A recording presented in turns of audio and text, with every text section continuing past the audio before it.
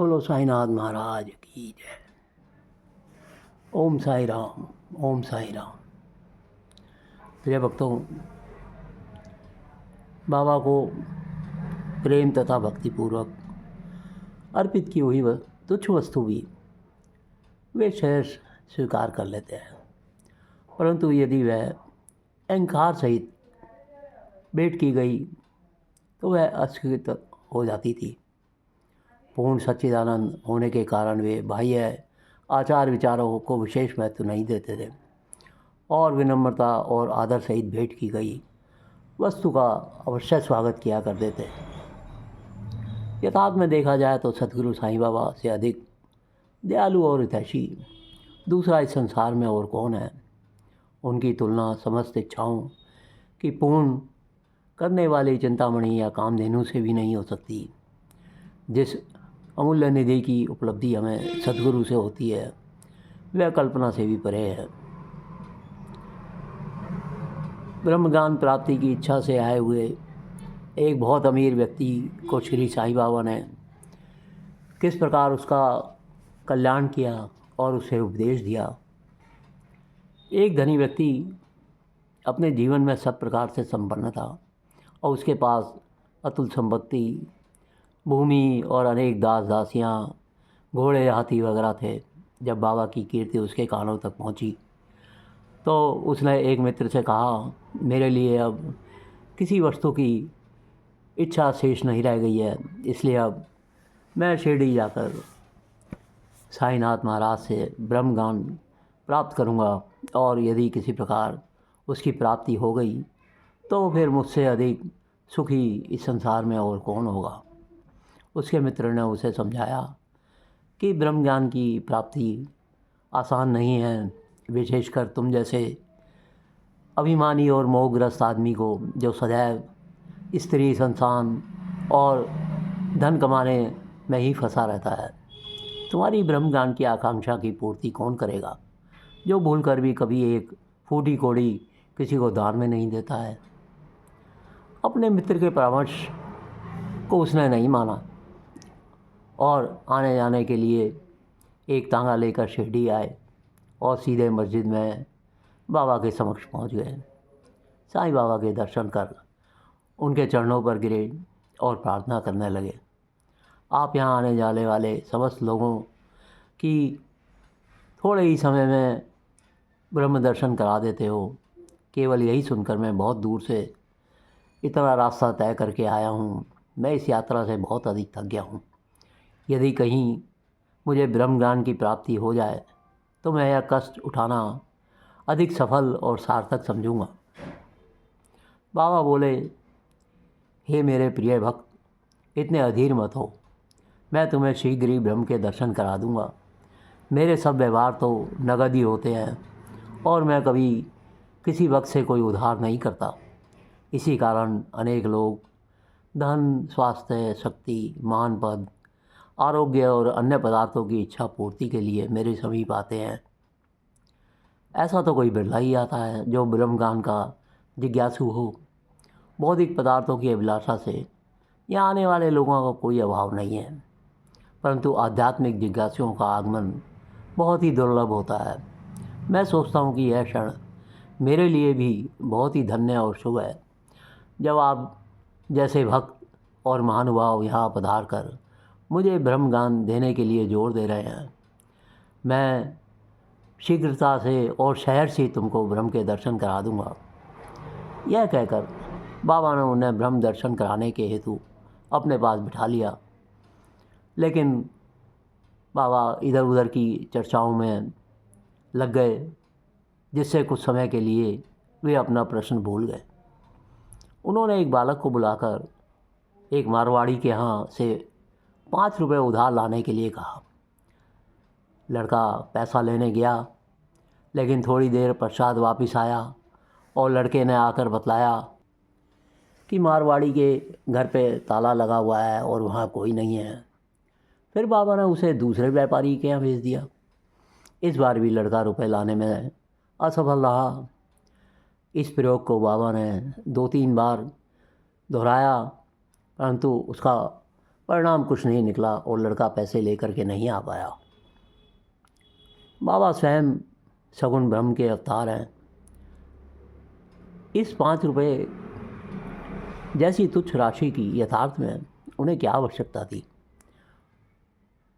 वे तो पूर्ण रीति से जानते होंगे कि व्यापारी घर पर नहीं है। यह नाटक तो उन्होंने केवल अन्वेषक के परीक्षा के लिए रचा था। ब्रह्म जिज्ञासु महाशय जी के पास नोटों की गड्डियाँ थी, और यदि वे सचमुच में ही ब्रह्मज्ञान के जिज्ञासु होते तो इतने समय तक शांत न बैठते।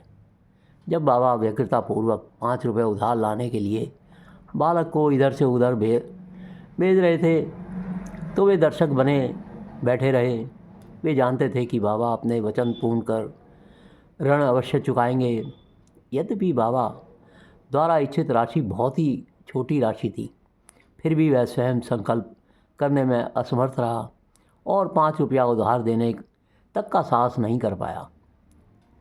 यहाँ ऐसा विचार किया जाए कि ऐसा व्यक्ति बाबा से ब्रह्मज्ञान, जो विश्व की अति श्रेष्ठ वस्तु है, उसकी प्राप्ति के लिए आया है। यदि बाबा से सचमुच प्रेम करने वाला अन्य कोई और व्यक्ति होता तो वह केवल दर्शक न बनकर तुरंत ही 5 रुपये दे देता, परंतु इन महाशय की दशा तो बिल्कुल ही विपरीत थी। उन्होंने न रुपए दिए और न ही शांत बैठे, वरन वापस जल्द लौटने की तैयारी करने लगे और अधीर होकर बाबा से बोले, अरे बाबा, कृपया मुझे शीघ्र ब्रह्मज्ञान दो। तुमने मुझे बहुत देर से बिठा रखा है और इधर उधर की बातें कर रहे हो।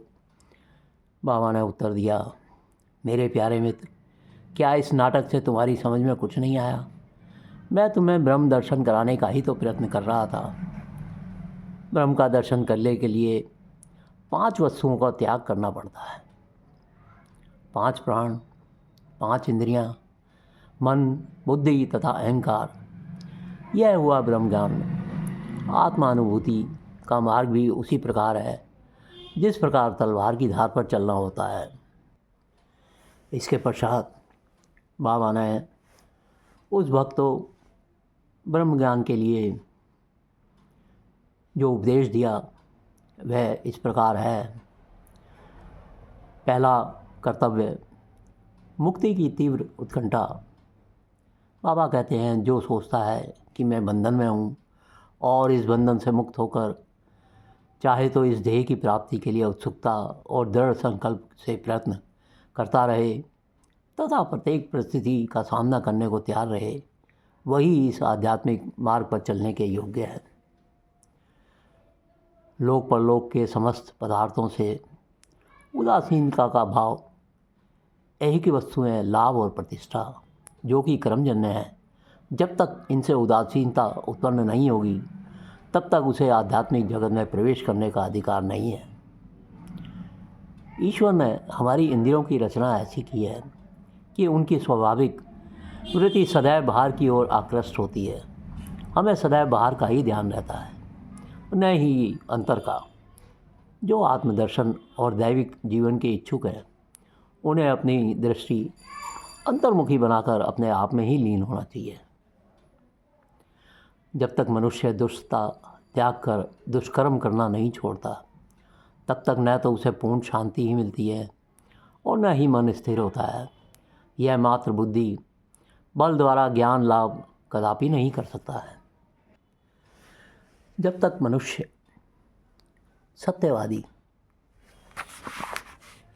त्यागी और अंतर्मुखी बनकर ब्रह्मचर्य का पालन करते हुए जीवन व्यतीत नहीं करता है, तब तक उसे आत्मा की उपलब्धि संभव नहीं है। 2 प्रकार की वस्तुएं, नित्य और अनित्य। पहली आध्यात्मिक विषयों से संबंधित है तथा दूसरी सांसारिक विषयों से। मनुष्य को इन दोनों का सामना करना पड़ता है।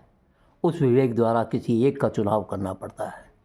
विद्वान पुरुष अनित्य से नित्य को श्रेष्ठकर मानते हैं, परंतु जो मूढ़मती हैं वे आसक्तियों के वशीभूत होकर अनित्य को ही श्रेष्ठ जानकर उस पर आचरण करते हैं।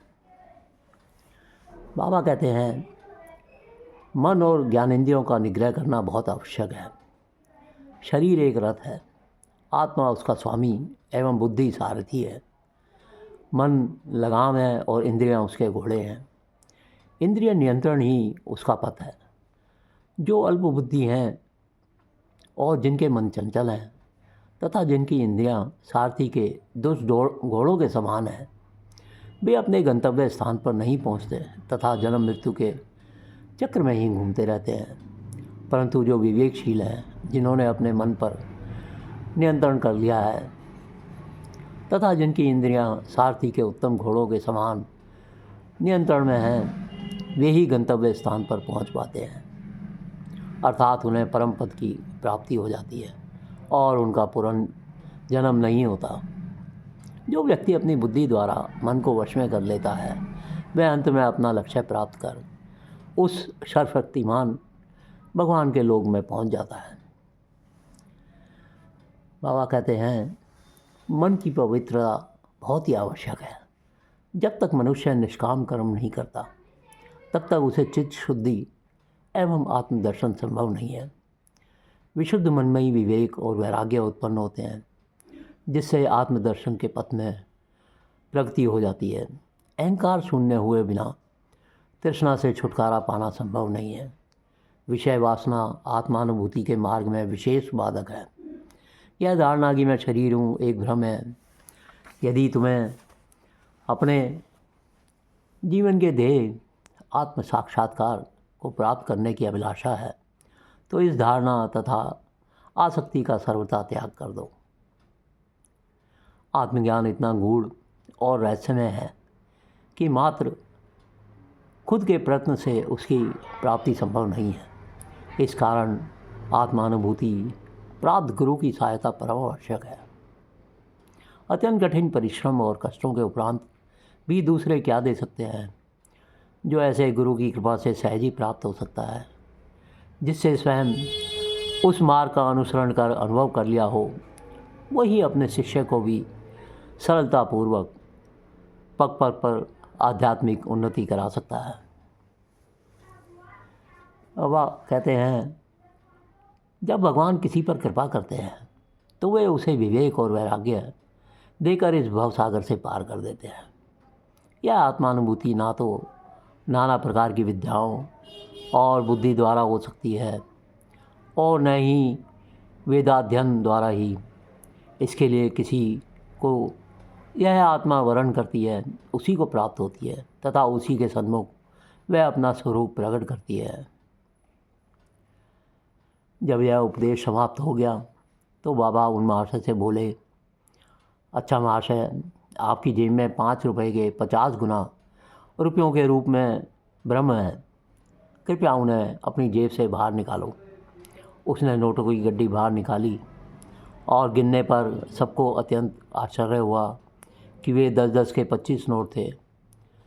बाबा की यह सर्वज्ञता देखकर वे महाशय द्रवित हो गए और बाबा के चरणों पर गिरकर आशीर्वाद की प्रार्थना करने लगे। तब बाबा बोले, अपना ब्रह्म का बंडल लपेट लो। जब तक तुम्हारा लोभ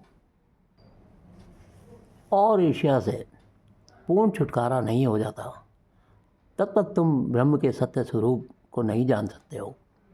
जिसका मन धन संतान और ऐश्वर्य में लगा है, वह इन सब आसक्तियों को त्यागे बिना कैसे ब्रह्म को जानने की आशा कर सकता है।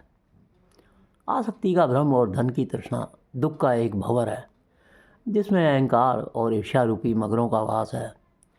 जो इच्छा रहित होगा, केवल वही यह भवसागर पार कर सकता है। तृष्णा और ब्रह्म के पारस्परिक संबंध इसी प्रकार के हैं। बाबा कहते हैं, जहाँ लोभ है वहाँ ब्रह्म के चिंतन या ध्यान की गुंजाइश ही नहीं है।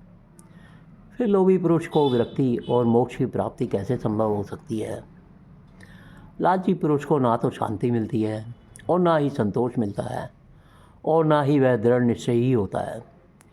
यदि कण मात्र भी लोभ मन में शेष रह जाए तो समझना चाहिए कि सब साधनाएं व्यर्थ हो गई। एक उत्तम साधक यदि फल की प्राप्ति इच्छा या अपने कर्तव्यों का प्रतिफल पाने की भावना से मुक्त नहीं है, और यदि उसके प्रति उसमें अरुचि उत्पन्न ना हो तो सब कुछ व्यर्थ ही होगा। वह आत्मानुभूति प्राप्त करने में सफल नहीं हो सकता है। जो अहंकारी तथा सदैव विषय चिंतन में रत है, उन पर गुरु के उपदेशों तथा शिक्षा का कोई प्रभाव नहीं पड़ता। अतः मन की पवित्रता अत्यंत आवश्यक है, क्योंकि उसके बिना आध्यात्मिक साधनाओं का कोई महत्व नहीं होता और वह निराधम भी है। इसलिए अच्छा यही है कि जिसे जो मार्ग बुद्धिगम्य हो वह उसे ही अपनाए।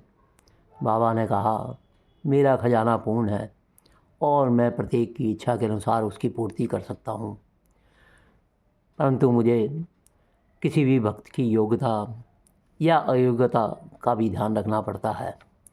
और जो कुछ मैं कह रहा हूँ, यदि तुम उसे एकाग्र होकर सुनोगे तो तुम्हें निश्चय ही लाभ होगा। इस द्वारकामाई मस्जिद में बैठकर मैं कभी असत्य नहीं बोलता हूँ। जब घर में किसी अतिथि को निमंत्रण दिया जाता है तो उसके साथ परिवार, अन्य मित्र, संबंधी आदि भी भोजन करने के लिए आमंत्रित किए जाते हैं।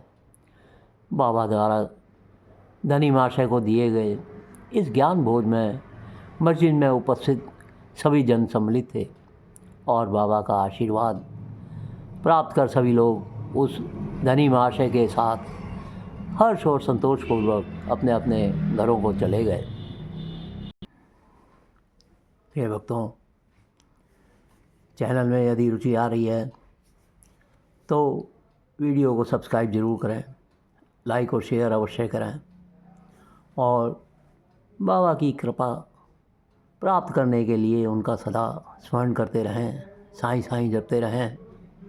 बाबा सबका कल्याण करते हैं और सब पे कृपा करते हैं। ओम साईं राम, ओम साईं राम।